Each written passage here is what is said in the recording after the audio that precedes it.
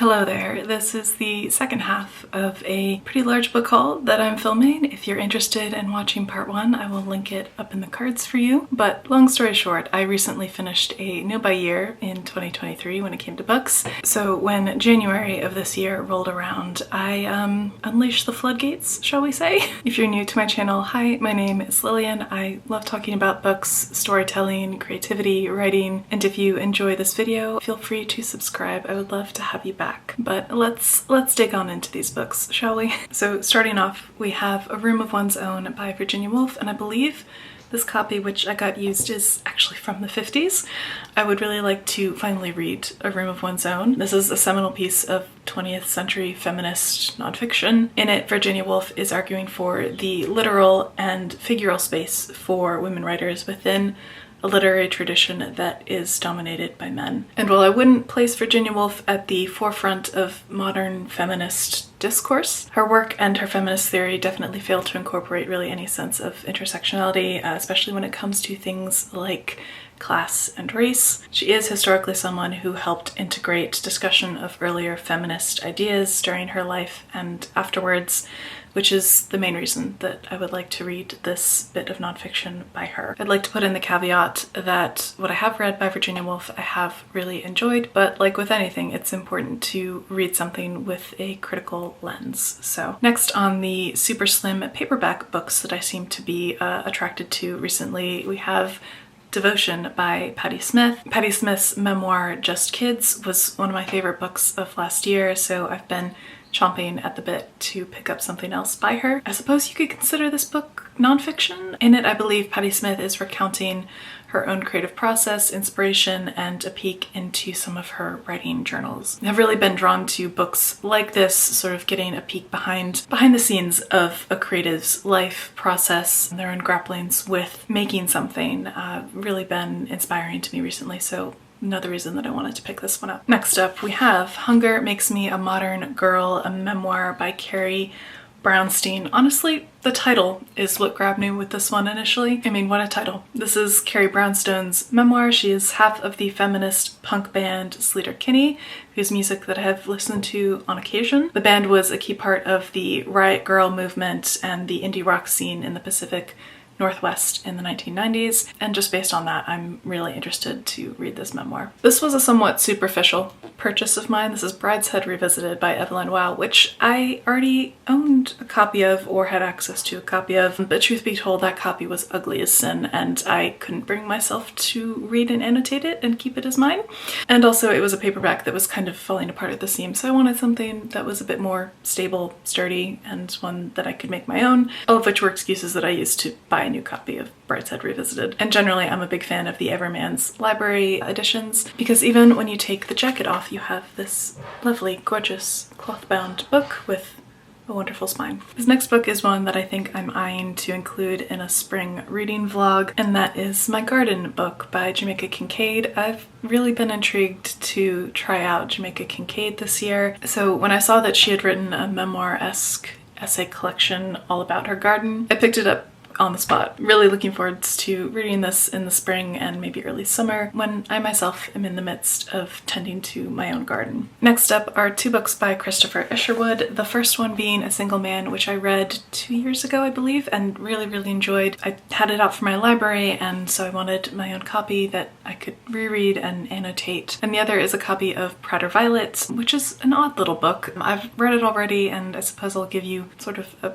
flash review of it, if you will. At first glance, it sounds like something that I would really enjoy. It follows a fictional screenwriter who also happens to be named Christopher Isherwood, working in London in the 30s amidst the rise of Hitler and fascism in mainland Europe. The front of the book says that it is a, quote, brilliant short novel about evil and the artist and the world of film. And in the end, I think it ended up not being quite what I had envisioned or wanted. Looking into this book a little bit after having read it, it sounds like it was intended to be a bit more of a satirical novel, so I guess Paris. For me, the satire and the critique of the 1930s film industry went a little bit over my head. This was a fine book, but it didn't blow me away like A Single Man did. Sylvia Beach and The Lost Generation, A History of Literary Paris in the 20s and 30s by Noël Riley Fitch. I first saw this book when I was in Shakespeare and Company in Paris back in 2016, and I didn't pick it up, and I hadn't seen it in a bookstore since, so I have definitely been kicking myself that I did not pick it up, but I managed to hunt it down on Thrift Books, and I am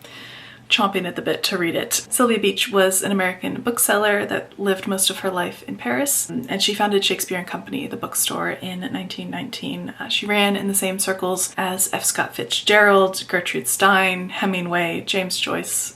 The list goes on. So I'm really interested to learn more about her, as well as the scope of literary happenings in Paris during this time period. I also have her memoir that came out in 1959, so I think it would be really fun to read them back to back. The next book that I have is incredibly short, and that is Letters to a Young Poet by Rainer Maria Rilke. This is a very small volume of letters exchanged between Rilke, who is a famous poet and was also well known during his day, and a young military academy student who was an aspiring poet as well and had reached out to him to ask him for feedback on some of his own poems. I've heard really wonderful things about this collection when it comes to the advice and the insight that Rilke gives this young aspiring poet. Looking forward to reading this very short collection and gleaning some of its wisdom. Next is a book that I featured in my most recent reading vlog. I will link that up in the cards if you haven't seen it, and it is Journal of a Solitude by May Sarton. Spoiler alert, I adored this book. This is a journal that the author and poet May Sarton kept for a time when she was living alone in a house in Connecticut working on her writing. It follows the mundane day-to-day happenings of her life, but also gives insight into her as a writer and her creative process, some of the anxieties, struggles, joys, and celebrations of a writer who, when she was writing this journal, was already established in the literary world. It's a really insightful read and a really comforting read if you're any kind of writer or creative. I would highly recommend this book. Next is a bind-up of 3 volumes of Yokohama Kaidashi Kikou by Hitoshi Ashinano.